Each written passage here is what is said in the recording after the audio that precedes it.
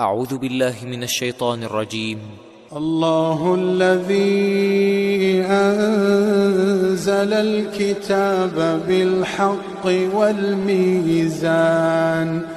وما يدريك لعل الساعة قريب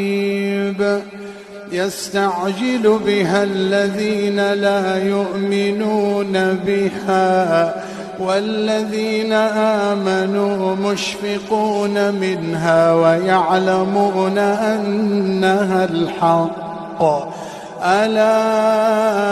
إن الذين يمارون في الساعة لفي ضلال بعيد الله لطيف بعباده الله لطيف بعباده يرزق من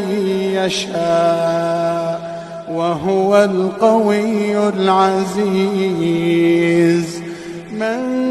كان يريد حرث الآخرة نزد له في حرثه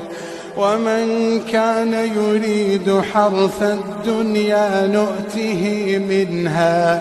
نؤته منها وما له في الآخرة من نصيب أم لهم شركاء شرعوا لهم من الدين ما لم يأذن به الله ولولا كلمة الفصل لقضي بينهم وإن